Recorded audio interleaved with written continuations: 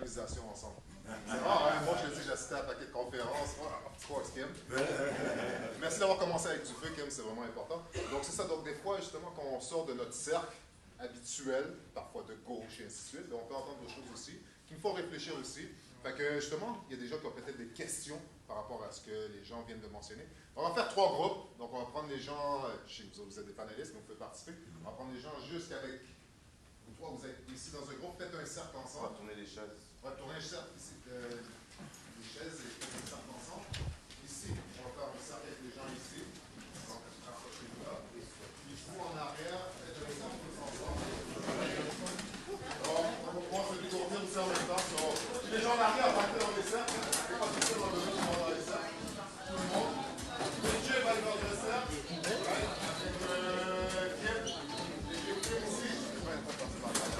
Après ça, Wendy avec Alain. Moi, je vais faire Thierry.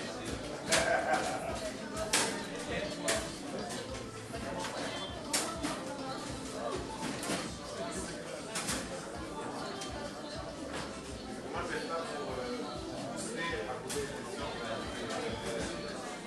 Ok, moi, je vais parler si je me suis abonné à la chanson de musique. Dans ta carrière, ça s'appelle, il y a des techniques Juste un instant, s'il vous plaît. Ils vont faire, on va faire 10 minutes dans un cercle, tout le monde, ok, avec la même personne. Après ça, cette personne va aller dans l'autre cercle, puis elle va aller dans le dernier cercle après. Fait que ça va être 10 minutes par ronde, ok? Juste pour vous dire. Merci. Donc, Kim va être ici. Wendy ici. Je pense que tu dis. Puis Thierry ici. Où est-ce que BJ BJ va assister à la conversation.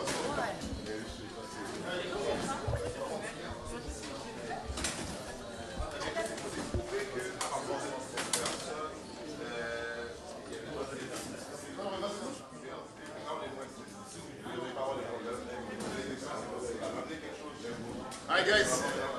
So, Greg, si tu files un peu ta chaise. Bon.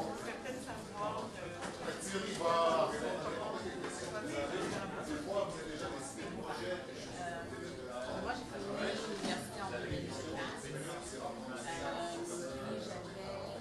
femme de mon cousin qui travaillait en tant que fonctionnaire à la journée revenue. Et je me cherchais une job. Il n'y a pas de questions stupides, les gens stupides. Non, posez vos questions et puis on va y répondre. Je vous promets que si ça a trait à l'immobilier, il est fort probable que j'ai la réponse. Si je ne l'ai pas, je m'engage à revenir dans les 48 heures avec la bonne réponse. Bon, allez-y.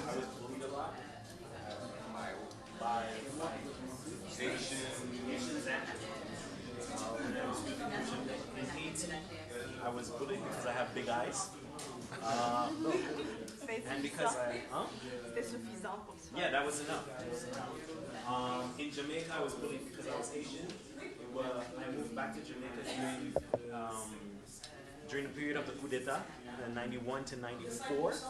And so when I moved back to Jamaica, I went into an all-boys school, and they were ruthless. The fact that I was Haitian or part Haitian was a source of a lot of. They invented new songs just for me. There's an old school song. I was born to be free. Come here, old guy. They were. You wasn't born to be free. 'Cause you are old refugee. And the only time that I was respected was when I was doing art. So I remember I had one line in a play that we had all invented, and it was in front of the entire school. And each class had 6 grades. So grade 1 was sixth grade 1, 6th grade 2, 6th grade 3. And I had one line. I was a police officer. I ran on stage. I said, "Stop in the name of the law," and I ran off stage. And ever since then, everybody's like, "Yo, I remember that time when you." I was like, You used to be a Babylon. no, but they love me. But like, and then I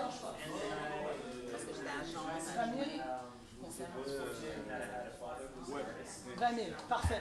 Et est-ce que vous avez de l'équité? Tout le monde est familier avec le terme équité? L'équité, c'est lorsqu'on achète une propriété, on la paye 425 000 par exemple, au bout de 3 ans, La propriété de 425 000 monte à 500 000. L'équité, c'est la différence entre la valeur de la propriété et la dette que l'on a. Donc, est-ce que vous avez de l'équité sur les 3 autres condos que vous avez? Donc, c'est récent. Récent à raison de combien de temps? Avant de licencier quelqu'un à la fonction publique, ça prend des années. Monter un dossier pour vraiment. Tu ne veux pas garder ta job. Tu n'aimes pas ta job. Mon opinion personnelle, je ne procéderai pas avec Avant l'acquisition. de perdre ta job, il faut vraiment. Pourquoi? Parce que je comprends qu'on des fois on va aller vite. Mais des fois quand on va vite, Harcèlement. Et même dans les cas d'harcèlement, il y a moyen. Donc, je trouve dans le cadre de qu'est-ce qu'on parle aujourd'hui, c'est une façon d'acquérir la richesse. Il y a des bons salaires, des bons avantages sociaux. Si jamais par la suite vous voulez bâtir votre propre entreprise ou faire quoi que ce soit, bien, vous avez cette richesse-là. Donner un exemple d'avantages sociaux, là, des choses que tu vas pas trouver dans le privé. Là. Par exemple, tu peux décider que pendant, je ne sais pas combien de temps, 1 an, 2 ans, tu peux prendre une partie de ta paie jusqu'à 33%, je pense, que tu mets de côté. Puis après, tu dis, ben, moi, je vais prendre 1 an pour travailler sur un projet. Pendant ce temps-là, ils vont engager quelqu'un d'autre pour faire ton poste. Puis toi, tu vas avoir la liberté de faire ce que tu veux. Puis tu vas être payé en plus parce que tu as toi-même bâti ton fonds pour pouvoir aller faire tes propres projets. Ça s'appelle ça un projet autofinancé. Donc, ça te permet vraiment d'aller faire tes projets. Puis, si tes projets fonctionnent, tu laisses la fonction publique, puis c'est autofinancé. Donc, il y a vraiment beaucoup d'avantages pour quelqu'un qui voudrait se lancer en affaires, mais qui a besoin d'avoir des sous. quelqu'un d'autre qui avait Fédéral. Moi, sur le niveau fédéral, je pense que provincial, c'est plus ou moins la même chose, mais au fédéral, c'est là qu'il y a les meilleurs avantages. Tu peux parler des tests de compétences, l'importance d'être à l'affût des différentes opportunités d'aller faire des tests pour Je veux qu'on s'entende sur les duplex qui ne se construisent plus dans le sud-ouest, sur les triplex. Les condos, ça, newsflash, je suis propriétaire à un certain pourcentage de Remax Griffintown, il va y avoir 10 000 condos d'ici 2022 au Griffintown. Donc, si on se base sur l'offre et la demande, vous allez avoir quelque chose que tout le monde a. Moi, j'aime la scarcité. La scarcité, c'est ce qui est rare. Au Griffintown et au centre-ville, je n'ai que des maisons de ville et 2 condos. Je diversifie mon portefeuille. Je pense du fait qu'on m'a dit aussi je pourrais aller chercher un co-signateur. Qui t'a dit? Ton courtier qui veut que tu closes pour qu'il se fasse payer? Ouais. Voilà, bravo!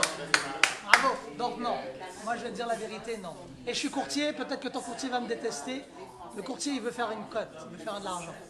J'ai 28 courtiers qui travaillent pour moi. Lui, il veut peut-être ton obtention de prêt pour que tu passes chez le notaire et qu'il se fasse payer. Je te donne un conseil entre frères, je ne passerai pas à l'acte. Tu as déjà 3 condos, good for you. La bonne nouvelle, c'est que tu as 2 propriétés de plus que 90% des gens de notre couleur, ou même qui sont bruns, ou même qui sont d'autres couleurs, mais qui ne sont pas caucasiens. Tu as 90% plus d'immeubles que eux. Donc, you're doing good, brother. But you gotta go slowly. Real estate is a slow walk to wealth. C'est pas un marathon, c'est pas un sprint, c'est un marathon. So, step by step. C'est bon? Si on veut acheter un condo, est-ce que c'est plus rentable d'acheter un vieux condo qui a des rénovations à faire, whatever, mais à plus bas prix, ou acheter vraiment une nouvelle construction? Excellente question. Excellente question. L'être humain a toujours tendance à vouloir aller vers le nouveau. Because diamonds shine very bright, right? Tu vas au dealership, tu achètes une nouvelle auto, tu la conduis à l'extérieur de ton truc, tu viens de perdre de la valeur. La bonne nouvelle avec l'immobilier, c'est que tu ne perds pas de la valeur, logiquement tu en gagnes. Par contre, au lieu d'acheter neuf ou vieux, ce que je dis toujours, c'est achète un code postal. Achète un quartier. Il y a 3 règles dans l'immobilier. Location, location and location. 3. Si tu restes dans une localisation qui va se gentrifier, logiquement, tu vas faire un bon achat. Moi, aujourd'hui, j'achèterais un bloc à Montréal-Nord. Parc Extension. Amazing area to buy en ce moment. Le gouvernement fédéral vient d'annoncer un projet de 4 milliards de dollars. Il va y avoir un métro qui va passer, un métro électrique qui passe par Parc-Ex, qui va se rendre jusqu'à l'aéroport de Dorval. On va pouvoir faire Montréal-Centre-Ville, aller à Dorval en 10 minutes. Sud-Ouest, red, c'est rouge. La gentrification est en rouge. Saint-Michel, jaune-orange, proche de rouge. Montréal-Nord, on est encore dans le vert. Mais quand tu parles de Sud-Ouest, tu parles de la salle Verdun? Verdun, Pointe-Saint-Charles. Mais le Griffintown, c'est quasiment fini. La petite Bourgogne, c'est déjà fini. Mais On va faire une rotation maintenant. Kim, désolé de vous interrompre comme ça. Pas de voir que ça a l'air intéressant. un vieux condo, c'est aussi bon qu'un nouveau. C'est dans le code postal. T'achètes ton quartier d'abord, après ça, vieux, on s'en fout. Après, vous pouvez me poser des questions aussi, puis je vais garder vos informations. On va pouvoir échanger en cours. Merci, Eddie. On va tourner comme ça. Fait que le groupe est ici, ils vont aller là. Non, ça va être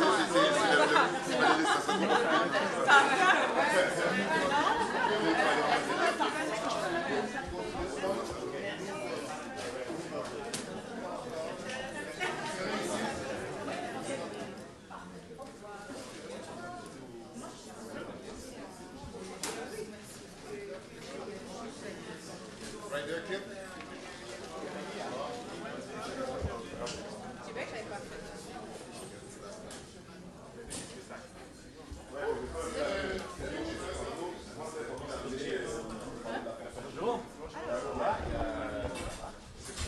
C'est très différent comme processus de travailler dans le public que de travailler dans le privé. Il y a différents avantages, puis surtout pour les jeunes, je pense qu'il y a plusieurs opportunités pour vous, même si vous ne comptez pas faire toute votre carrière là, de rentrer là, d'avoir accès à ces opportunités-là. Ensuite, vous pouvez toujours vous ajuster. Une des choses, par exemple, c'est justement, là, c'est très facile d'avoir du support pour vos études quand vous êtes à la fonction publique. Alors, je vous encourage à poser des questions. Si vous n'en avez pas, mais moi, je vais en poser.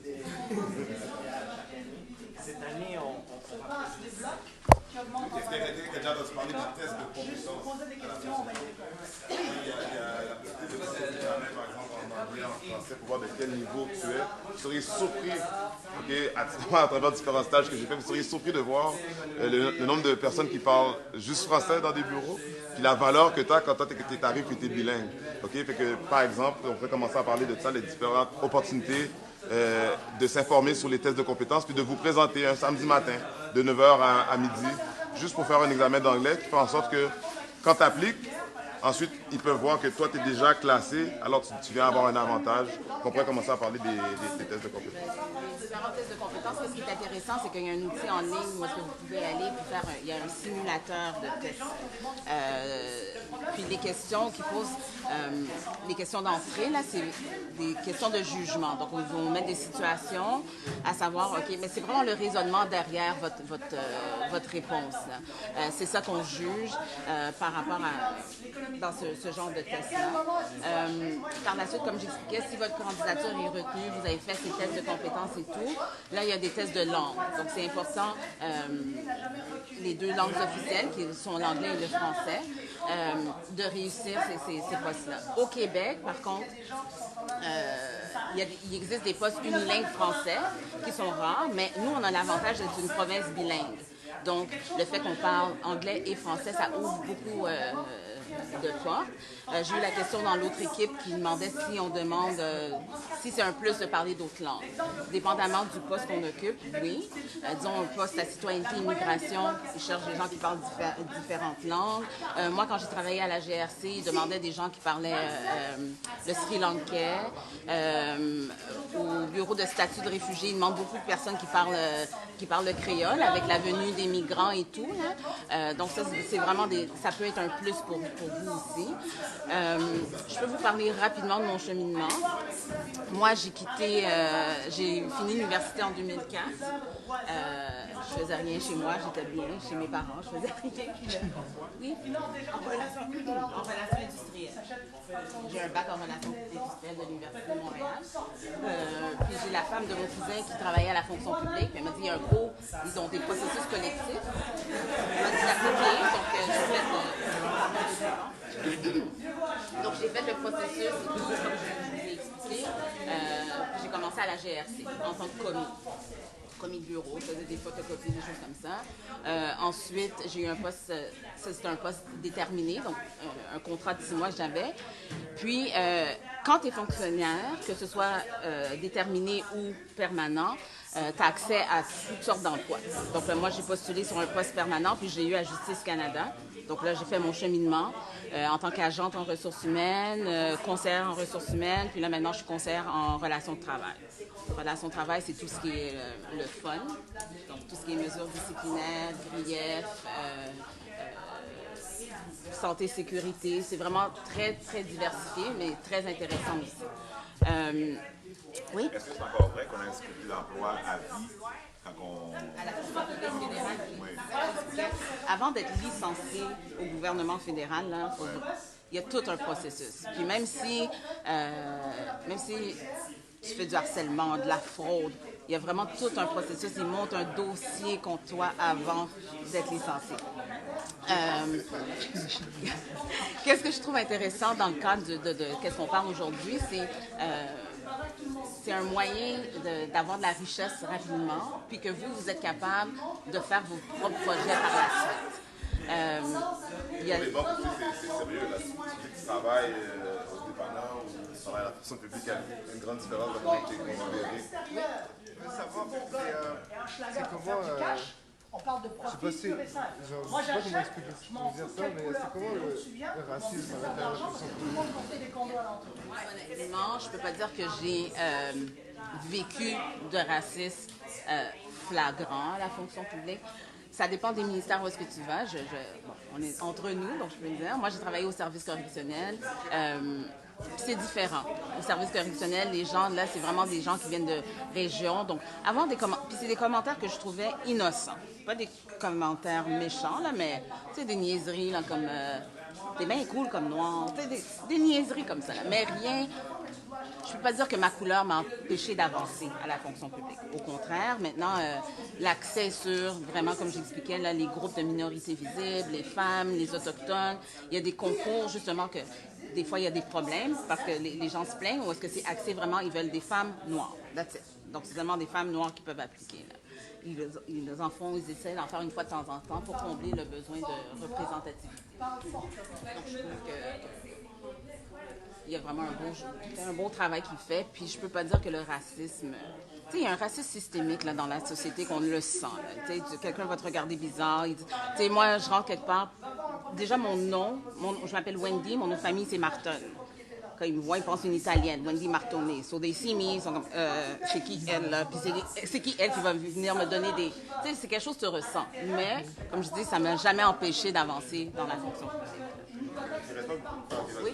En réalité, quand tu prends du recul et tu dis, ouais, c'est vrai que je paye 900 pour avoir un apport à 600, mais il y a 600 en intérêt, il y a 300 chaque mois dans la poche. Moi, ce que je dis, c'est prends la portion capital, intérêt, et mets-la de côté et génère de l'intérêt. Donc, mets-toi en simulation, comme si tu voulais acheter ta Si vous êtes propriété. vraiment intéressé par la GRC, il faut vous dire que le 7 septembre, il va y avoir une présentation. Je peux vous donner un courriel à qui vous pouvez écrire directement. Je vais le mettre au tableau. Qui vous pouvez écrire directement pour avoir les informations pour participer à cette présentation-là. Ma question, c'était de savoir, est-ce qu'il Les y a un site propriétaires en Amérique du Nord, leur valeur nette moyenne est 172 000 $. Les locataires, Il y a le site de la commission de la fonction publique, où est-ce que là, il y a comme des exemples d'examens, là, justement, vous pouvez aller voir, faire des simulateurs d'examens, mais spécifiques à la GRC, je ne suis pas certaine. Je pourrais regarder tantôt en ligne, là, puis vous donner l'information. Oui? Moi, je veux juste spécifier pour la fonction publique, il y a un point que tu as oublié de dire, c'est qu'il y a des primes pour ceux qui passent l'examen en anglais. Oui. Dans mon pays manuel, ici, tu passes l'examen, tu as des primes. Oui. Parce que moi, ça fait 15 ans que je travaille pour le fédéral. Avec ta coupe?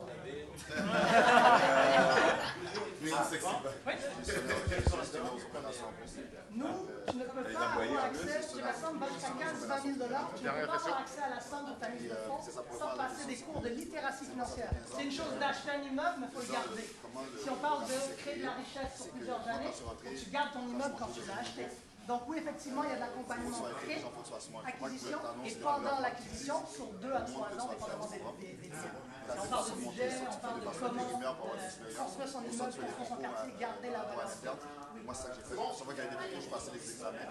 Qui m'a fait en sorte que j'ai Moi, j'ai étudié en psychologie quand j'avais aux examens, j'étais toujours surpris. et je suis jamais à l'université de ma vie. Lorsque j'étais arrivé, j'étais le Il y a second. Lucien Pagé qui joue au basket et Harrison Français qui a la justice. Et celui qui m'a dit ça, jusqu'à aujourd'hui, ça va faire Ça fait 15 ans que j'apprends à l'école de la vie. il faut que ce soit smart. Vous devez être intelligent. Après, c'est pas poser des questions. Il faut passer des S'il y a choses d'autres questions, je vais rester après. qui sont en interne. Ça, il peut faire ça. Wendy, on fait le tour. C'est pas facile. Merci.